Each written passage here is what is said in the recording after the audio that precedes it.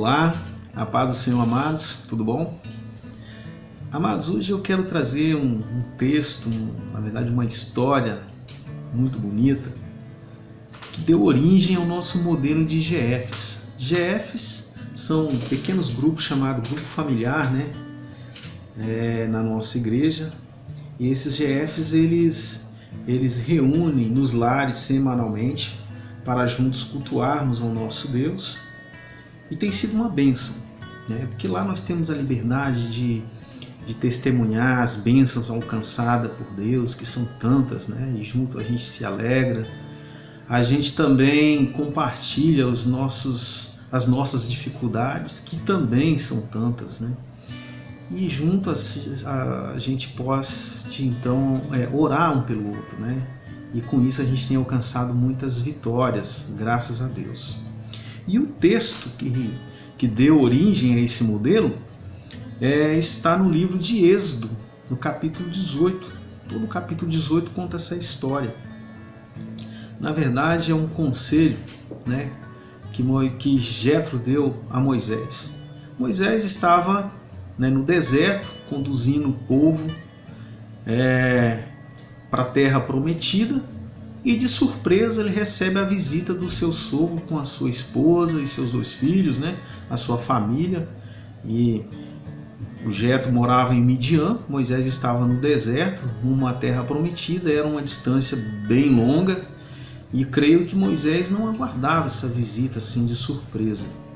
Mas o fato é que quando Moisés soube que Jetro estava ali, né, para visitá-lo juntamente com a sua família, Moisés deve ter ficado esplêndido, né, com muita alegria, e recebeu o seu sogro com muito prazer e contou tudo que Deus havia feito no meio do povo, a forma como Deus agiu, que nós sabemos muito bem, né, aquelas 10 pragas, né, aqueles acontecimentos extraordinários para poder Faraó liberar o povo de Deus, né, Israel, do cativo do Egito, né? E no meio desse percurso, muitos milagres aconteceram, né? O primeiro deles é aquele maravilhoso, né, que nós sabemos que o mar se abriu. Já imaginou, amados? O mar se abrir, as pessoas passarem no seco, né? E outras coisas aconteceram, uma nuvem no deserto para proteger do sol,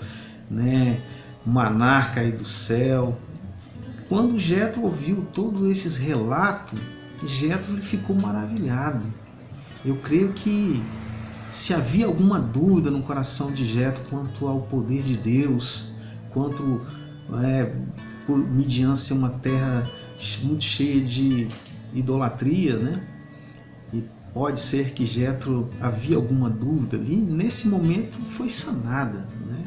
A ponto de ele ficou tão contente, tão maravilhado com esses acontecimentos que ele quis oferecer um holocausto, um sacrifício ali naquele momento, após ouvir o relato de Moisés, né? Então reuniu ali os anciões, né? As pessoas que cooperavam com Moisés, né? E reuniu ali, fez um culto, um holocausto, um sacrifício de adoração ao Deus verdadeiro, né? Por todos os benefícios que ele tinha feito até aquele momento. Mas só que, né, depois desse dia de folga que Moisés tirou para receber bem a família dele, no dia seguinte a vida continuou normal, né? Voltou à normalidade. E Jetro, ao ver essa normalidade, né, ele ficou muito preocupado, porque num dia ele sabe de tantas coisas bonitas que Deus tinha feito no meio deles, da forma como Deus conduziu eles até ali. E no outro dia ele vê Moisés naquele trabalho exaustivo. A Bíblia relata isso, né? Moisés, ele ficava de manhã até o pôr do sol, atendendo as pessoas, dando conselho, né? Todo tipo de demanda vinha até Moisés, né? Conflito, conselho. Na verdade, Moisés dava diretrizes para o povo, né? E o povo ele reunia em filas enormes. O povo ficava de manhã até o final do dia para ouvir Moisés.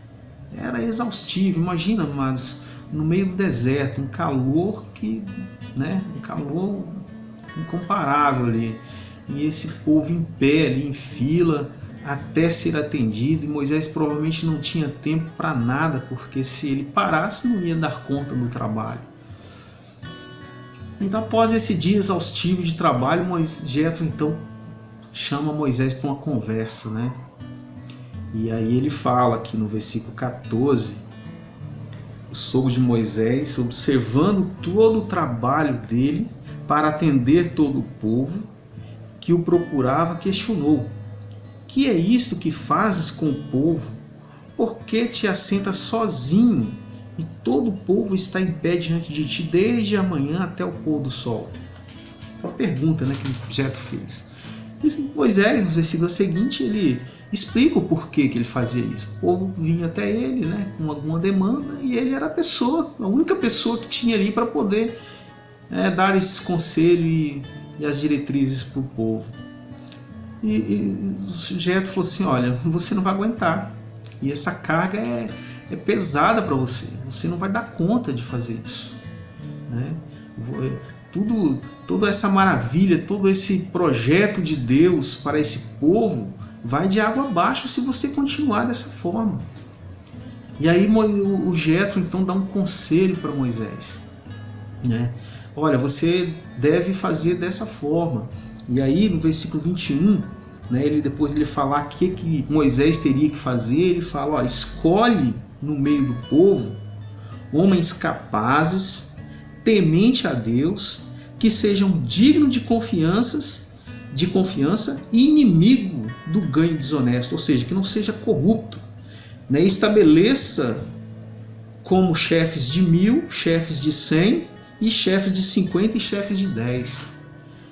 O que esses homens iriam fazer? Eles iriam então fazer uma espécie de filtragem, né?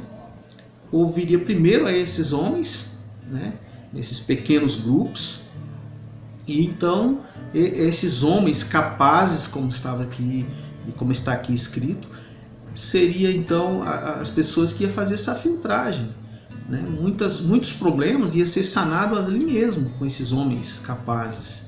E só aqueles que não dariam para eles resolver mesmo que viria até Moisés. Moisés ouviu esse projeto, esse conselho, e acatou, e deu certo, né?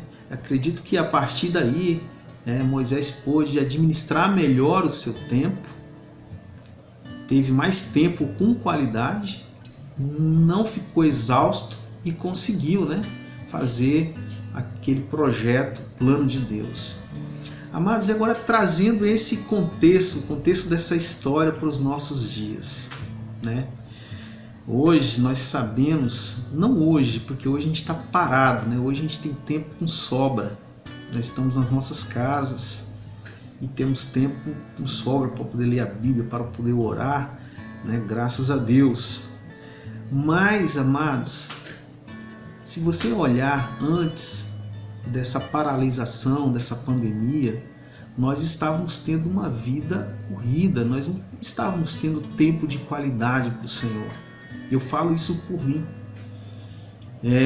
O nosso dia estava sendo exaustivo demais. A gente fazia planos de manhã e chegava no final do dia exausto, e muitas vezes a gente não concluía tudo aquilo que nós havíamos planejado. E muitas vezes, de novo, falo de mim, muitas vezes eu saía do serviço cansado, exausto, às vezes até com vontade de comer alguma coisa, mas eu não tinha tempo de ir em casa, tomar um banho, tomar um café para poder ir na igreja. Do meu serviço mesmo já ia para a igreja, cansado, exausto. E muitas vezes eu confesso, amado, que muitas vezes, às vezes até quando o culto atrasava um pouquinho aí nas terças-feiras, a gente ficava, poxa, podia terminar logo, né? Ir para casa, descansar. Isso não é legal. Isso não agrada a Deus. E eu imagino que da mesma forma que isso acontecia comigo, acontece também na vida de muitos irmãos, porque a nossa correria estava sendo exaustiva. E o maior inimigo do nosso relacionamento com Deus é o nosso tempo. Nós não temos tempo de qualidade com o Senhor. A gente ocupa o nosso tempo na nossa correria, nos nossos afazeres, e quando a gente vai tirar algum tempinho que sobra para Deus, a gente já está exausto, cansado. E essa, amada, é a oportunidade que Deus está nos dando para a gente fazer uma reciclagem, fazer uma autoanálise da nossa vida, do nosso tempo, para podermos fazer um concerto com Deus. Esse plano de Jetro, esse conselho de Jetro para o seu genro deu certo, mas a gente vai ver que teve a cooperação de homens temente a Deus. Olha bem as qualidades desses homens para que esse conselho desse certo. No versículo 21, que nós lemos, diz assim: mas escolhe no meio do povo homens capazes, temente a Deus, que sejam dignos de confiança e inimigo do ganho desonesto. Mas essa é a característica que Deus espera em nós: temer ao Senhor, obediente aos seus mandamentos, dignos de confiança, honesto, inimigos da desonestidade, que foge de toda aparência do mal. Só assim, amados, nós vamos conseguir alinhar o nosso coração com o coração de Deus e alcançarmos em Deus sabedoria para podermos administrar o nosso tempo e termos um tempo de qualidade para o Senhor. Amém? Aqui o nosso tempo é bem curto, mas que você possa meditar nessa palavra, nesse conselho de Jetro para o seu genro, na característica desses homens que foi necessário para que o plano desse certo. Que você observe bem as características e que retém deste conselho essas características, para que nós consigamos então administrar o nosso tempo e assim fazermos então aquilo que Deus deseja de cada um de nós. Amém? Que Deus abençoe a sua vida, que você tenha um dia, uma semana abençoada na presença do Senhor. Amém?